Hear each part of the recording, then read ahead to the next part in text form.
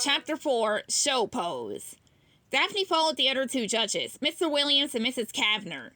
As they looked over each other, all around them, the audience watched. Daphne and the judges were almost finished going down a long line of different kinds of dogs. Here we have a Scottish Terrier, said Mr. Williams. The older man approached a small gray dog. He stroked the dog's fur and felt his legs. Shiny coat, good muscles. Mrs. Kavner leaned in and marked down something on a notepad. Good form, the older woman said. Daphne felt as if she had to say something. And his blue collar really brings out the color of his eyes. The judges turned and stared at Daphne. Just then she saw Shaggy and Scooby enter the judging area. They fell into place at the end of the long line of dogs. Meanwhile, the other judges moved on to the next dog. A large dog stood on the floor next to his owner. Mrs. Kavner looked at her notebook. German Shepherd. She and Mr. Williams began to check out the dog like the others. Daphne reached out and stroked the dog's fur. Wow, his coat is so soft. She looked up at the dog's owner. What kind of shampoo do you use? The young man looked confused. Pup So Soft, he said. Daphne ran a hand through her own hair. I may have to try that one myself. She made a mark in her own notebook. Extra points for using good hair products. The other two judges stared at Daphne again. Daphne followed them as they moved toward Shaggy and Scooby-Doo. Scooby sat on the floor and scratched himself behind one ear. Oh my, said Mrs. Kavner. Here I have a great stain, I think. Like, yeah, said Shaggy. He nudged at Scooby-Doo. Get to your show pose, buddy. Scooby-Doo stood on his hind legs and flexed his muscles. Very unusual, said Mr. Williams. Not that one, said Shaggy. The one Boomer showed you. Roo-rah, said Scooby. He stood on all four paws and raised his head high. He poked his tail straight out behind him. Much better, said Mrs. Kavner. She reached in to feel Scooby's front leg. Good muscles. Scooby giggled. What are you doing, Scooby? Whispered Daphne. Scooby flopped onto his back and giggled some more. Red wrinkles. Mr. Williams shook his head and made a mark on his notepad. Like, is there a talent part of the show? Asked Shaggy. Because Scooby here does a great cha-cha dance. Rah! Shouted Scooby. He jumped up on 2 feet and began to dance. Run, Roo, cha-cha-cha. Save it for the agility part of the show, said Mrs. Kavner. What's that? Asked Shaggy. That's where we see how quickly and easily dogs run through a special obstacle course, explained the woman.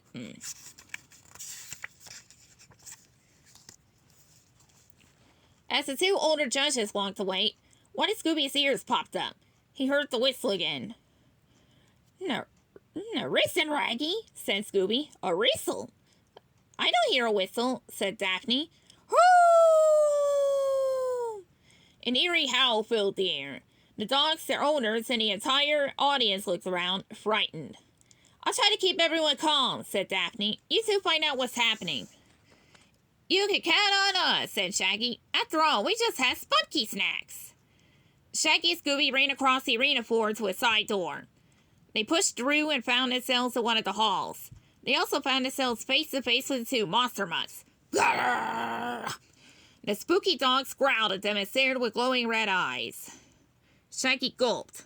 Like, I think we're going to need a lot more spunky snacks. Chapter 5. Cornered. Scooby-Doo and Shaggy hugged each other as the monster mutts moved closer. Both beasts growled louder as they crept closer to Scooby and Shaggy. Grrr! Grrr! Like, this is the end of a beautiful friendship, huh, pal? Asked Shaggy.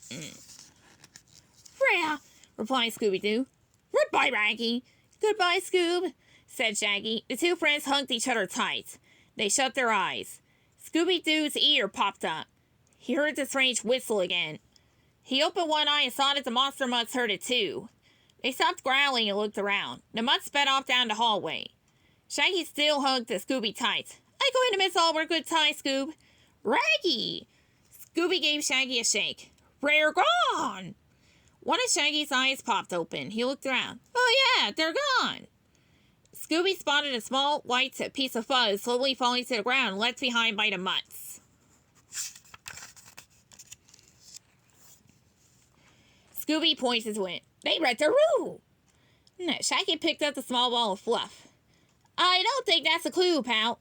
That's just something from the dog toys. Man, this stuff gets everywhere. He dropped the fuzz ball. Like, let's find Fred and Velma and tell them what happened. Okay, agreed Scooby. The two ran through the door leading to the vendor area. Like, we just had another run-in with those monster mutts, reported Shaggy. Yeah, agreed Scooby. Rick and Rary. We heard a spooky howl, said Fred, but we still haven't seen the monsters. Velma pointed to the Spunky Snacks booth. I wonder if Mr. Vintman is behind it all. Like, why's that? Asked Shaggy. Because he's selling a dog treat that is supposed to make dogs braver, replied Velma. What better way to sell your product than to make everyone scared? I don't know how he's doing it, said Fred. Mr. Vintman has been here the entire time, and he's been selling a lot of Spunky Snacks. Boy, I could sure go for some of those right now, said Shaggy. Those monster mutts were real scary. Fred handed Shaggy a box. Don't worry, I got you some. Boy, oh boy, shouted Shaggy. He shook out 2 snacks from the box and tossed them into the air. Both he and Scooby gobbled them down. Said Scooby-Doo, licking his lips. Just then, Daphne ran up to Shaggy and Scooby. Where have you two been? She asked. Like we were just being cornered by 2 monster mutts, replied Shaggy. He felt better already. Or braver already. Excuse me. No big deal, really. Daphne grabbed each of them by the arm. Well, you're going to miss the agility part of the show. Come on. She dragged them back to the main arena. Velma turned to Fred. I say we try to spot these monster mutts for ourselves. Good idea, agreed Fred. Woo! Just then, another ghostly howl filled the air. Everyone in the vendor area looked around in fear. A few dog owners grabbed their dogs and headed for the exit. We better get to the bottom of this, said Fred, before there are no dogs left in this show. Chapter 6, Balancing Act. Fred and Velma explored the halls around the main arena. This place is huge, said Fred. We might be searching for days before we see anything unusual. Woo! We may not see anything unusual, said Velma, but we sure can hear it. Fred and Velma turned a corner and skidded to a stop. 2 creatures sat several feet ahead of them. The beasts were covered with long, stringy hair. The creatures' ears perked up as if they had heard something. They got to their feet and walked away. Let's follow them, whispered Velma. Fred nodded, and they stepped out from around the corner. They quietly followed the 2 mutts as they moved down the hallway. Then the mutts turned another corner and disappeared. Fred and Velma slowed as they reached a turn in the hallway. They stopped and once again peeked their heads around the corner. Fred and Velma were face to face with Fred, glowing eyes and huge, sharp teeth. Now, Jinkies! Shouted Velma. Come on! Yelled Fred. He grabbed Velma's hand and pulled her away from the corner. The 2 ran back down the hallway as the monster mutts chased after them.